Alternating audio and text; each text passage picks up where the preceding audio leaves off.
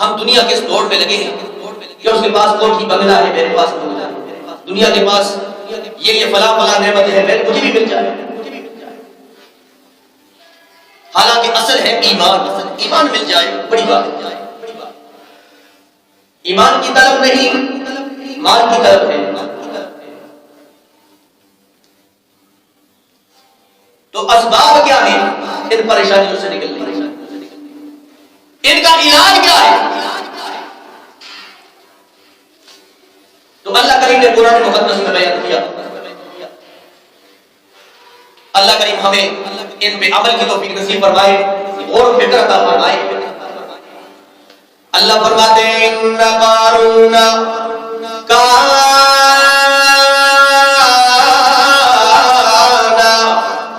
من قوم موسیٰ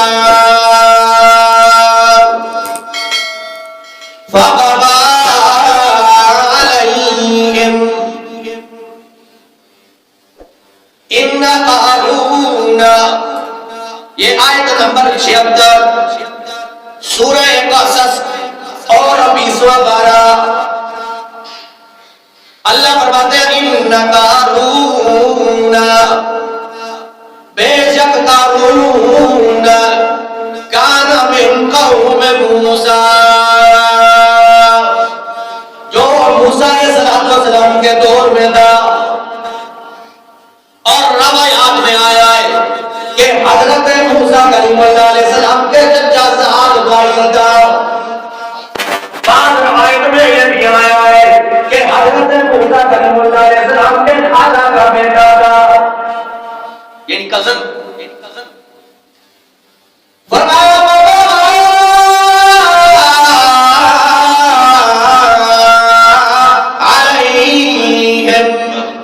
اس نے نافرمانی کی، زکات کے لیے آدمی بھیجا حضرت موسیٰ کلیم اللہ علیہ السلام نے، لیکن اس نے کہا کہ میں زکات نہیں دیتا، انکار کر دیا. حالانکہ کتنی اللہ نے عزت عطا فرمائی تھی. فرمایا من الکنوز ما ان مفاتحه لتنوء بالعصبة اولي القوة. ایک مضبوط جماعت، ایک مضبوط جماعت قارون کے خزانے کی طرف چابیاں اٹھانے والی تھی. ایک من اور وہ جماعت جو چابیاں اٹھانے والی تھی، فرمایا بالعصبہ، فرمایا تجھے بہت مضبوط جماعت تھی. اولی قوہ، فرمایا قوت والی تھی، لیکن وہ بھی کمزور اور تھکاوٹ محسوس کرتی تھی. بڑی مضبوط جماعت تھی، چابیاں اٹھا کر بھی تھکاوٹ محسوس کرتی. اور دوسرا معنی یہ ہے کہ 70 اونٹ صرف چابیاں اٹھانے والے تھے. 70 اونٹ خزانے کی صرف چابیاں اٹھانے والے، اور وہ بھی تھکاوٹ محسوس کرتے تھے، تھک جاتے تھے چابیاں اٹھا اٹھا، اتنی چابیاں تھیں. اور قوم والوں نے کہا اذ قال له قومه لا تفرح، اے قارون تمہیں اللہ نے مال دیا ہے، دنیا میں خزانہ دیا ہے، دنیا میں آسانی دی ہے، تو لا تفرح، غرور نہ کر، اکڑ نہ کر. اکڑنا نہیں ہے. کیوں؟ فرمایا ان اللہ لا يحب الفرحین، بے شک اللہ اکڑنے والے کو پسند نہیں کرتا ہے. کہ دنیا میں مال مل جائے تو انسان کو اکڑ نہیں کرنی چاہیے، دنیا میں وزارت مل جائے انسان کو اکڑ نہیں کرنی چاہیے نا، دنیا میں زیب و زینت مل جائے تو اکڑ نہیں کرنی چاہیے بلکہ عاجزی کرنی چاہیے، عاجزی ہونی چاہیے، انکساری ہونی چاہیے نا، خوف خدا آنا چاہیے، اس نعمت میں شکر ادا کرنا چاہیے. اے ربا یہ کرنے والا تو ہے اور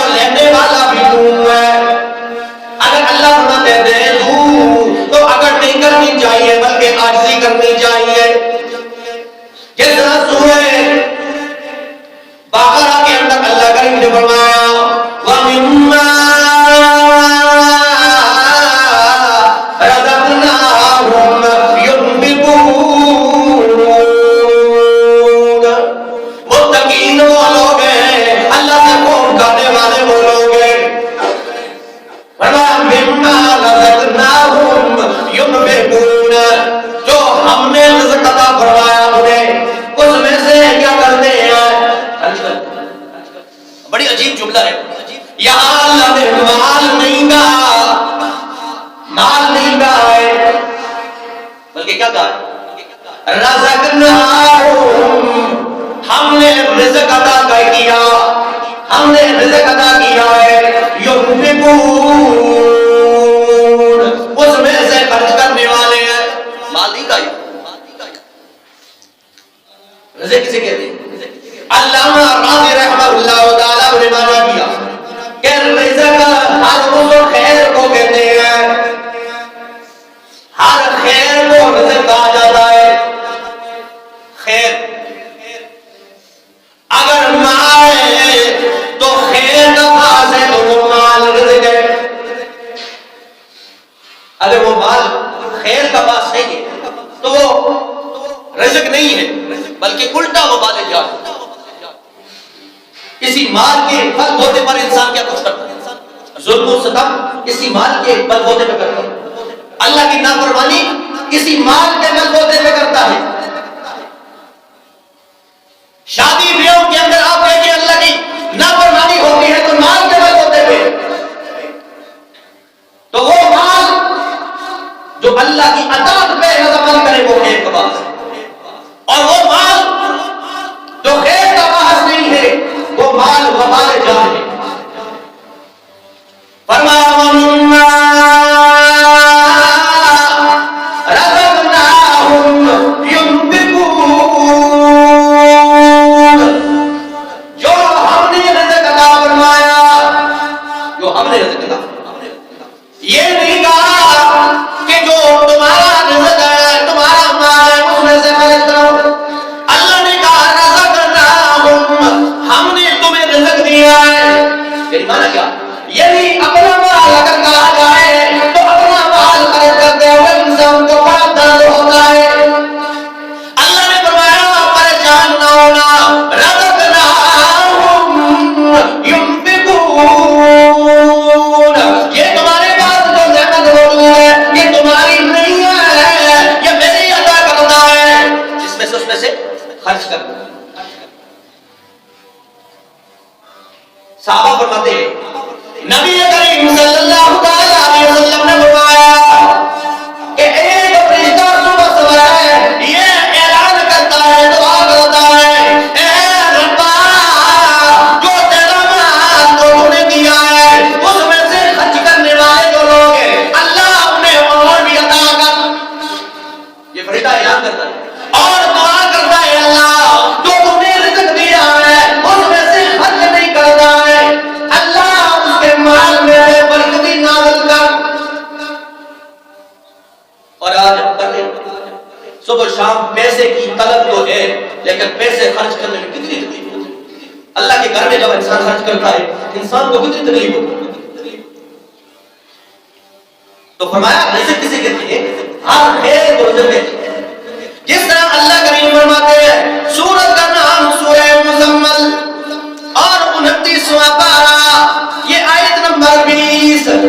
اللہ لیکن ہم سمجھا سکتے ہیں، سنوا سکتے ہیں، منوا نہیں سکتے۔ اللہ کریم فرماتے ہیں وَمَا تُقَدِّمُوا لِأَنفُسِكُم مِّنْ خَيْرٍ تَجِدُوهُ عِندَ اللَّهِ، وہ لوگ جو اپنے ہاتھوں سے اگلی زندگی کے لیے تیاری کر لیتے ہیں، وہ مال جو آگے خرچ کر لیتے ہیں، آخرت کے لیے ذخیرہ کر لیتے ہیں، فرمایا تَجِدُوهُ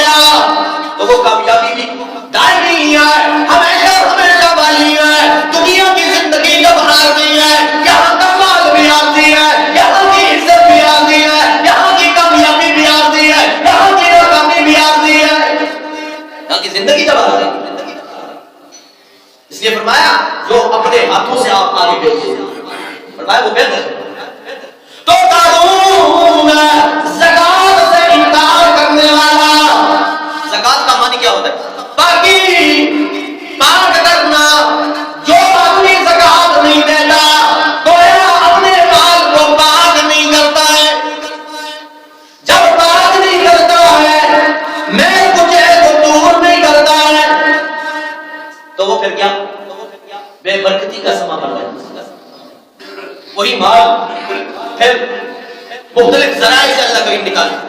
کبھی ڈاکٹروں میں لگ گیا، ڈاکٹر کھا جاتے ہیں، کبھی گھر کی کوئی اور پریشانی میں مبتلا ہو جاتا ہے، اس طرح اللہ کریم اس سے نکال دیتے ہیں. زکات کا مال اسی طرح اس کے پاس موجود ہے، وہ حق اسی طرح موجود ہے، لیکن دوسرے ذرائع سے اللہ کریم مال نکال دیتے ہیں. جو زکات دینے والا ہوتا ہے تو اللہ کریم اس کے مال کی حفاظت کرتا ہے. جیسے ایک انگریز تھا انڈیا کے اندر، ایک آدمی نے آگے اطلاع دی جناب مکان چل رہے ہیں، مکانوں کو آگ لگ گئی ہے، آپ کے مکان کے قریب بھی آگ پہنچنے والی ہے، جلدی کیجیے. اس نے کہا چلو چلو جاؤ. تھوڑی دیر بعد پھر بھاگتا بھاگتا ہے، حضرت یہ کیا ہو رہا ہے؟ مکان کے قریب پہنچ گیا، جلدی دوڑے آگ کو بجھائیں. اس کا جاؤ جی، میرے مکان کو نہیں توڑ سکتی. لوگوں نے دیکھا، بڑے حیران ہوئے کہ آگ مکان کے قریب آئی تو بجھ گئی. کسی نے پوچھا آپ تو غیر مسلم ہیں، یہ کیا ہوا؟ باقی مکان چل گیا ہے، آپ کا مکان نہیں چلا. کہا وجہ یہ میں نے مسلمانوں کے دین کا مطالعہ کیا، مجھے ایک چیز سمجھ آئی ہے کہ زکات ادا کرتا ہوں، زکات جو ادا کرتا ہے اس کی حفاظت اللہ کے ذمہ ہوتا ہے. میں مسلمانوں کے دین کے مطابق اپنے مال سے زکات ادا کرتا ہوں. اللہ کی قسم ہے، میرا عقیدہ یہ ہے کہ آج تک مجھے نقصان نہیں پہنچا. اللہ میرے مال کی حفاظت کرتا ہے. اور ہم نقصان کے اسباب کو چھوڑ دیں. بھائی اللہ کے راستے میں جو خرچ کرو، اللہ نے تمہیں دیا ہے اس میں سے خرچ کرو. یہ سورت کا نام سورہ واقعہ، اور یہ میرے سامنے 27واں پارہ. اللہ کریم ارشاد فرماتے ہیں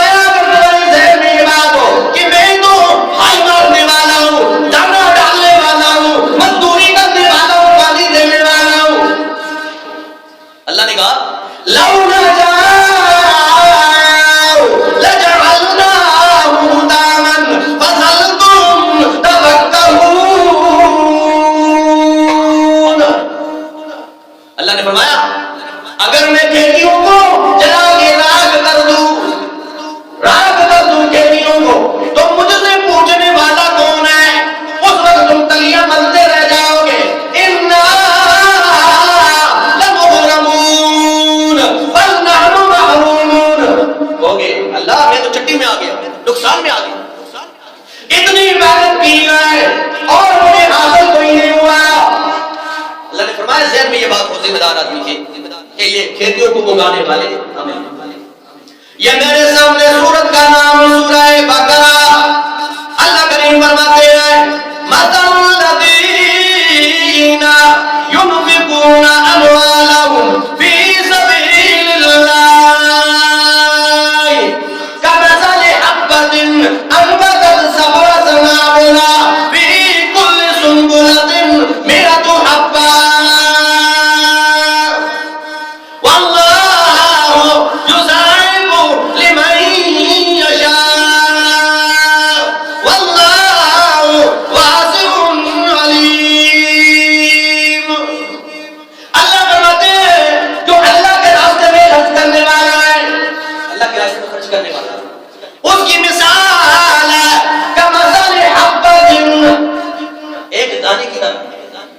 دانے کی طرح ہے. انبتت سبع سنابل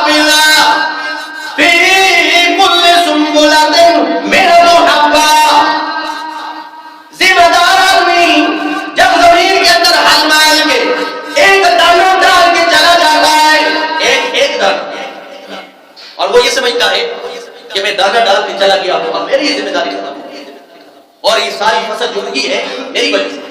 اللہ فرماتے ہیں انبتت سبع سنابل، میں رب ذوالجلال کی عظیم کرم دیکھیے گا، ہر دانے کو، دانا جو ڈالا تھا ننگا کر کے اوپر زمین پہ ڈالا، لیکن اللہ فرماتے ہیں میں انسان کی ذمہ داری، انسان کی محنت کو ضائع نہیں ہونے دیتا، ہر دانے کو زمین میں سیدھا کر کے ڈالتا ہوں، سیدھا سیدھا کر کے۔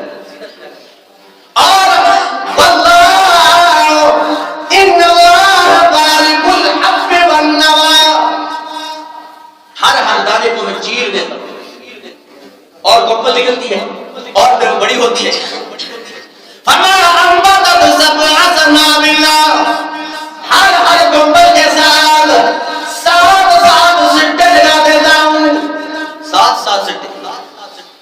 انسان دیکھے نا، اللہ کریم فرماتے ہیں ہر سٹے کے اندر 100 دانے، ایک دانا، اور اس کے بدلے میں اللہ فرماتے ہیں جب میں عطا کرتا ہوں تو 700 گنا بڑا جاتا ہے۔ اور مفسرین نے کیا عجیب جملہ ارشاد فرمایا کہ جب رب ذوالجلال عطا کرتے ہیں، انسان نے دانا ننگا کر کے ڈالا، لیکن رب ذوالجلال نے واپس کیا تو لپیٹ گئے، تحفے کی صورت میں انسان کو واپس کرتا ہے۔ سٹی کو آپ نے دیکھو گا کتنے عجیب طریقے سے اللہ کریم نے لپیٹ کر دیا، اور وہ دانا بے ترتیب سے ایک ذمہ دار آدمی پھینک کے چلا جاتا۔ اللہ فرماتے ہیں کہ جب ہم نے دیا تو 700 گنا بڑھا چڑھا کے دیا، اور ہر دانا ایک دوسرے سے جڑا ہوا ملا ہوا۔ یہ مثال ہے۔ اللہ کریم فرماتے ہیں دنیا میں جو خرچ کرنے والا ہوتا ہے، فرمایا کہ دنیا میں خرچ کرتا ہے اخلاص کے ساتھ، اللہ فرماتا ہے کل قیامت والے دن ایسے آدمی کو بھی میں عطا کروں گا اور 700 گنا بڑھا چڑھا کے اور اس کے نامہ اعمال میں ڈالنا چاہے گا۔ یہ اللہ کا کرم ہے، ہمارا اس پہ یقین نہیں۔ کیوں؟ دنیا کے فائدے کے لیے آج کسی سے کہا جائے نا اللہ کے راستے میں خرچ کرو تو اللہ تمہیں 10 گنا بڑھا کے دے گا، ہمارا یقین۔ اگر دنیا والے کہیں گی تجارت میں اپنا پیسہ لگاؤ جی منتھلی تمہیں اتنا ملے گا، تو ہم سب کچھ بیچ کر اس کاروبار میں لگا نکلتے ہیں، کیونکہ دنیا دار آدمی پہ ہمارا یقین ہے، اللہ پہ ہمارا یقین ہے۔